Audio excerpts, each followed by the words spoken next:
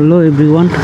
So আজকে আমি test drive করতে যাবো হচ্ছে FZS25। যদিও এর আগে টেস্ট ড্রাইভ করা হয়েছিল, বাট ওটা নিয়ে কোনো রিভিউ দেওয়া হয় নাই। তো আজকে চেষ্টা করবো আপনাদের জন্য একটা রিভিউ ভিডিও বানানোর, যে FZS25টা আসলে কেমন বা নিলে কেমন হবে।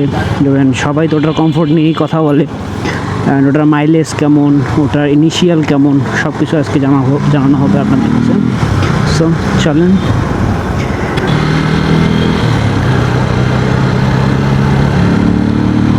সো ফাইনালি চলে আসলাম বড় মাঠের এদিকে, অ্যান্ড FZS25টা আমরা এখানে একটু রিভিউ করার চেষ্টা করব।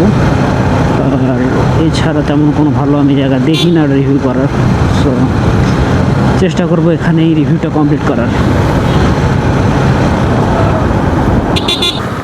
এই হচ্ছে আমাদের বড় মাঠ, আর ওই যে ওখানে জ্যোতিদা ড্রোন উড়ায়। খারাপ, 1 মিনিট।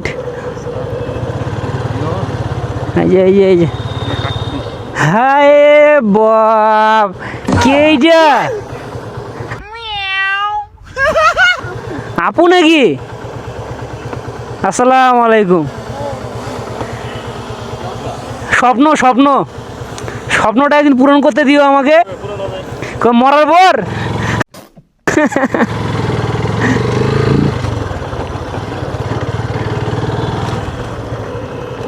কি খবর নায়কেরা? হ্যাঁ বাপ, আইফোন নেওয়া তো আমার স্বপ্ন রে ভাই। রাজাজি এগুলা কই পাবো আমি? So here is the 25 FZ25। তো এটা একটু টেস্ট রাইড দিয়ে আসি।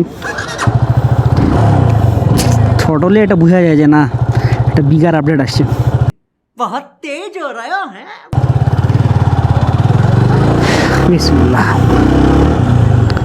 ভাই এই গাড়িটা আসলে পার্সোনালি আমি বলবো, অনেকে যারা বলে যে FZ25-এর আরেকটা কচ্ছপ আসছে বা আদার্স যারা কমেন্ট করেন, ভাই এটার পিছনে অনেক কারণ আছে, একটা দুইটা না, অনেক কারণ আছে। এটাও বলবো আপনাদেরকে সবার সাথে শেয়ার করবো এই বিষয়টা নিয়ে। কই বাত নেই। সো এটা যেহেতু 250 অ্যান্ড 250 সেগমেন্টে এই গাড়িটার টপ মোটামুটি অন্যান্য 250 থেকে কম, এটা আমিও মানি। অ্যান্ড ইনিশিয়ালটাও একটু কম, বাট হ্যাঁ এটাতে যা দিছে এনাফ। সো চল একটু টানাটানি করা যাক। ওরে রেসপন্স 250 অনুযায়ী ভাই, বিশ্বাস করেন এটার যা টান FZ সিরিজ অনুযায়ী প্রচুর। সো এটা নিয়ে কোনো কম্প্রোমাইজ হবে না। তবে হ্যাঁ একটা জিনিস বলতে পারেন যে এই সেগমেন্টে অন্যান্য গাড়ি যেগুলো আছে, যেমন জিক্সার 250, ওটার রেসপন্স আরও বেশি।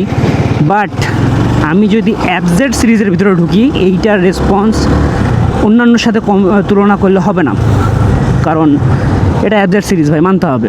হ্যাঁ, আর FZ সিরিজের একটা বৈশিষ্ট্য আছেই, এক হচ্ছে কমফোর্ট, দ্বিতীয়ত হচ্ছে এইটার মাইলেজ। ও হ্যাঁ, সবচেয়ে বড় কথা হচ্ছে এটার মাইলেজ কিন্তু আপনারা পেয়ে যাবেন অ্যাপ্রক্স 40-র কাছাকাছি। হ্যাঁ এই পিচ্ছি। তো এই গাড়িটা মোটামুটি চালায় আমার খুব ভালো লাগছে ভাই, পার্সোনালি খুব ভালো লাগছে। আর আমার ইচ্ছা ছিল এবার যদি আমি গাড়ি চেঞ্জ করি তো FZ25টা নিব। তো পরে আমার একটাই সমস্যা লাগতেছে, সেটা হচ্ছে আমি নেকেড গাড়ি তো চালাইলাম, তার ফেয়ারিং গাড়ি নেই। সো এখনও ডিসিশন নিতে পারিনি। ভবিষ্যতে কখনো গাড়ি চেঞ্জ করার আল্লাহ তৌফিক দান দেয় আমাদেরকে, তখন একটা চিন্তা ভাবনা করব। বাট এইটা ভাই অমাইক। আর এইটার একটা জিনিস যেটা দেখলাম, ব্রেকের যে বাইটটা অনেক স্মুথ, অনেক। অ্যান্ড এই FZ25 দিয়ে আমি স্ট্যান্ডও করছিলাম কয়েক মাস আগে, কিছু ভিডিও আছে আমার পেজে। তো আর বাকি যে ভিডিওগুলো ছিল ওগুলা আমার যে ভিডিও করছিল সে ডিলিট করে ফেলছে ভুল করে, মানে ফরম্যাট হয়ে গেছে তার কাছে ভুল করে, যার ফলে আমি পুরো ভিডিওগুলো দিতে পারি নাই।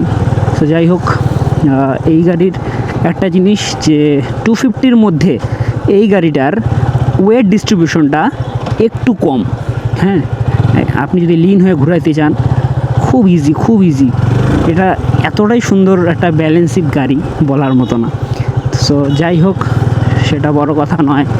বড় কথা হচ্ছে এটার অ্যাডভান্টেজ যেমন অনেক আছে, সেরকম ডিসঅ্যাডভান্টেজের মধ্যে আমার কাছে লাগছে এটার লুকটা এখন যার কাছে যেটা ম্যাটার করে। সো আমার কাছে এটার লুক নিয়ে কমপ্লেন হচ্ছে হেডলাইটটা হচ্ছে আমার এর আগে যে BS4 এর হেডলাইটটা ছিল সেই হেডলাইটটা আমার কাছে বেস্ট লাগছে। সো ওটা গেল একটা। দ্বিতীয়ত আসি মিটার। এই যে মিটারটা, এই মিটারে আপনারা গিয়ার ইন্ডিকেটর পেয়ে যাবেন না। এছাড়া আদারওয়াইজ বাকি সবগুলোই পাবেন, কিন্তু একটা 250 সেগমেন্ট অনুযায়ী এখানে গিয়ার ইন্ডিকেটরটা দেওয়া খুব জরুরি ছিল। জরুরি বলতে এটা উচিত, একটা ফিচার্সের মধ্যে অ্যাড থাকে এই আর কি। অ্যান্ড এইটার মিটার শেপটা কিছুটা FZS V3-র সাথে মিলে যায়। আমরা যতটুকু দেখছি যে FZS V4 যেটা, ওটার মিটারও এখন এমটি মিটারের মতো করে দিছে। সো আমরা FZS 250-র মধ্যে এই মিটারটা আশা করি না। সো যাই হোক, আমার কাছে এই দুইটাই একটু খারাপ লাগছে। অ্যান্ড 250 সেগমেন্ট অনুযায়ী এটার মাইলেজ অনেক সুন্দর, অনেক ভালো। অ্যান্ড এটার যে রেসপন্সটা আছে, আমার মনে হয় না যে এর থেকে একটা নর্মাল মানুষের এর থেকে আর বেশি কোনো রেসপন্সের দরকার। ভাই আমরা রেস খেলতেছি না, হ্যাঁ normal day to day life ইউজের জন্য আগে আমরা যেগুলো অ্যাপজেড ইউজ করছি ওটাই এনাফ ছিল। আর এইটার যে এখন রেসপন্স দিছে ভাই, ইনাফ। এটা দিয়ে আমার মনে হয় না এটাতে কোনো কমপ্লেন থাকার কথা। তবে হ্যাঁ, এটার সবচেয়ে বড় একটা নেগেটিভ পয়েন্ট এটার হচ্ছে প্রাইস পয়েন্ট। এটার প্রাইস পয়েন্ট একটু হাই। আর আমার কাছে মনে হয় এটার প্রাইসটা যদি একটু কম হইতো সবার জন্য ভালো হইতো হয়তো, বা এটা অ্যাটলিস্ট সবাই নিশ্চিন্তে নিতে পারতো। বাট এটার প্রাইসটা অনেক হাই। সো আর একটু টানাটানি করা যাক। ভাই ভাই ভাই রেসপন্স